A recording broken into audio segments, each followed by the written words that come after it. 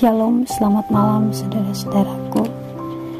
Saat ini kita akan kembali lagi mendengarkan kebenaran firman Tuhan. Namun sebelum kita memulainya, mari kita satu di dalam doa.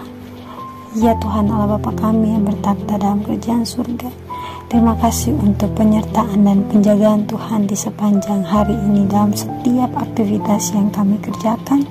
Dan di malam hari ini kami akan mendengarkan sabda firman Tuhan. Kiranya Tuhan mau mengurapi kami dengan kuasa Roh Kudus yang akan mengartikan kebenaran firman Tuhan ini dan yang akan memampukan kami untuk melakukannya dalam kehidupan kami masing-masing. Terima kasih Bapa yang baik. Di dalam nama Yesus Kristus kami berdoa. Haleluya. Amin. Judul renungan di malam hari ini yakni kekuatan doa.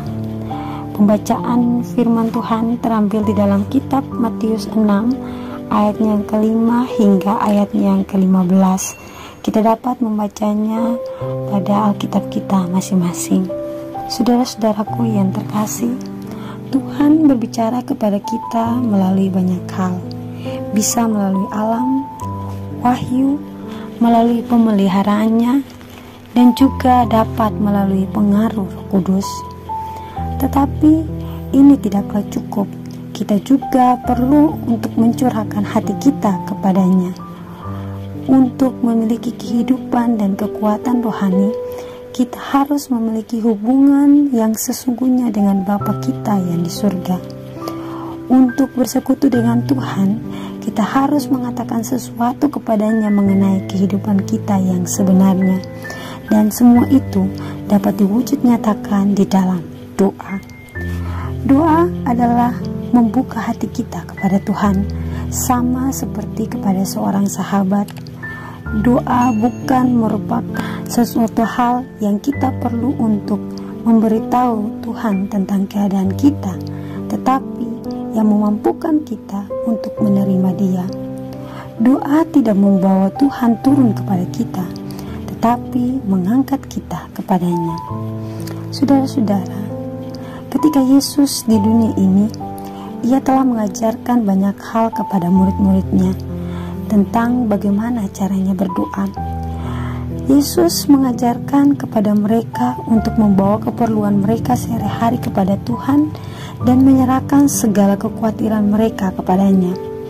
Dan jaminan yang Yesus berikan kepada mereka bahwa permohonan mereka akan didengar, itu juga adalah jaminan yang Tuhan berikan bagi kita semua, yakni bagi saudara dan saya. Yesus sendiri ketika hidup di antara manusia, mengambil rupa sebagai manusia, Yesus sering berdoa.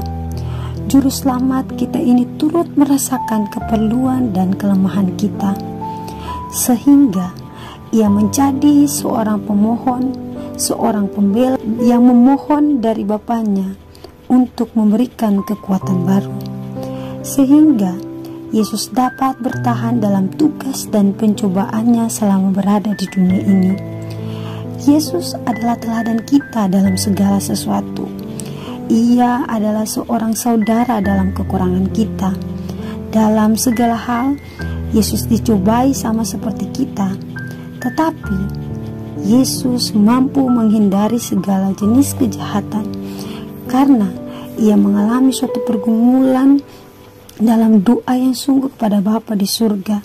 Dan inilah yang menjadi suatu pelajaran penting bagi saudara dan saya, bahwa sebagaimana Yesus yang merupakan juru selamat kita, anak Allah, merasakan akan perlunya berdoa, maka kita pun sebagai manusia yang penuh dengan dosa, sebagai manusia yang lemah, kita harus merasakan perlunya doa yang sungguh-sungguh dan terus-menerus.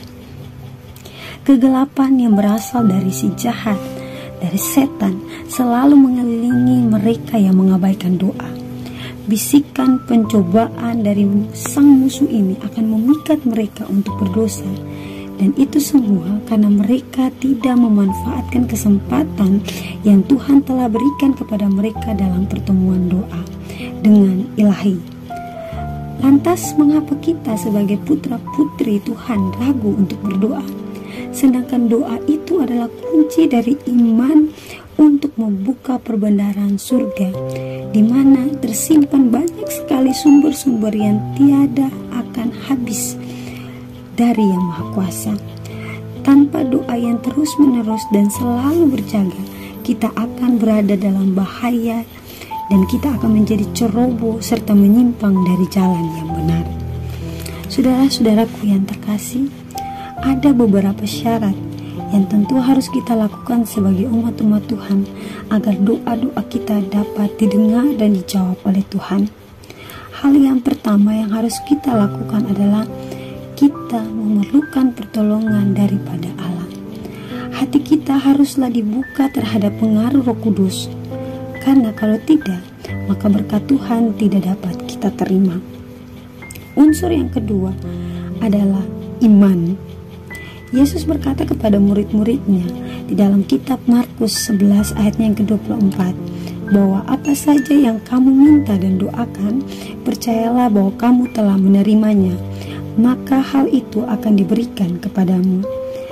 Ketika kita belum menerima hal-hal yang kita minta pada waktu kita meminta, kita harus tetap percaya bahwa Tuhan mendengar dan akan menjawab doa-doa kita. Kita harus berpegang pada janji Kristus bahwa akan tiba waktunya doa kita dijawab. Kita akan menerima berkat yang paling kita perlukan, sebab Tuhan terlalu bijaksana untuk membuat kesalahan dan terlalu berkemurahan untuk menahan kebaikannya bagi mereka yang berjalan dalam kebenaran. Unsur yang ketiga agar doa kita dapat diterima adalah mengampuni orang yang bersalah kepada kita. Tuhan mengajarkan kepada kita dalam doa Bapa kami adalah, ampunilah kami atas kesalahan kami, seperti kami juga mengampuni orang yang bersalah kepada kami. Lantas, apabila kita membenci orang lain dan tidak mengampuni orang lain, bagaimanakah mungkin Allah dapat mengampuni kita? Untuk itulah, ketika kita berdoa, haruslah kita membuka hati kita untuk memaafkan orang yang bersalah kepada kita. Doa yang tiada berkeputusan adalah penghubungan antara jiwa kita yang tetap dengan Tuhan, sehingga kehidupan dari Tuhan akan mengalir ke dalam kehidupan kita, dan dari dalam kehidupan kita akan diwujud nyatakan kemurnian dan kesucian yang kemudian akan mengalir kembali kepada Tuhan. Saudara-saudaraku, kita harus berdoa dalam lingkaran keluarga, dan tentunya kita juga harus berdoa secara pribadi, karena inilah yang akan mengangkat kehidupan jiwa kita kepada Bapa di surga. Untuk itu, marilah membawa kebutuhan kita, sukacita kita, kesedihan kita, kekhawatiran kita, maupun ketakutan yang kita alami ke hadapan Tuhan, sebab Tuhan akan menolong kita, dan segala hal yang kita doakan itu tidak akan membebani Allah, melainkan Allah akan menolong kita sebagaimana Allah telah berjanji dalam Yakobus 5 ayat 11 bahwa Allah mengasihi umat-umatnya. Hati Allah penuh dengan kasih yang tersentuh oleh kesedihan-kesedihan kita. Allah tidak akan meninggalkan kita. Allah yang berkuasa atas segala sesuatu di atas dunia ini akan menjawab segala permohonan-permohonan kita. Saudara-saudaraku, jikalau kita memikirkan Tuhan sesering mungkin dalam kehidupan kita, kita akan melihat bukti pemeliharaan Allah dalam kehidupan kita. Untuk itu, marilah kita setia di dalam berdoa kepada Bapa di surga, karena itulah yang akan memberikan kekuatan dalam kehidupan kita untuk menghadapi berbagai macam pencobaan di atas dunia ini. Kiranya Tuhan memberkati kita semua dan menguatkan iman kita untuk tetap setia kepada Tuhan dan terus berdoa. Tuhan memberkati. Mari kita bersama-sama berdoa. Ya Tuhan Allah Bapa kami di surga, terima kasih untuk firman yang indah yang telah kami dengarkan, firman yang menguatkan iman kami untuk setia kepada Tuhan, untuk selalu berdoa dan menggantungkan hidup kami hanya kepada Tuhan. Ajarilah kami umat-umat Tuhan untuk selalu menyediakan waktu-waktu kami untuk berdoa dan bersekutu dengan Engkau ya Bapa di surga. Saat ini kami berdoa bagi para pendengar firman Tuhan dimanapun mereka berada. Kiranya kasih, sukacita, damai, sejahtera akan selalu menuntun kehidupan mereka hari ini terus kekal selama-lamanya. Di dalam nama Yesus Kristus kami berdoa. Haleluya. Amin. Terima kasih saudara-saudaraku yang terkasih. Tuhan memberkati.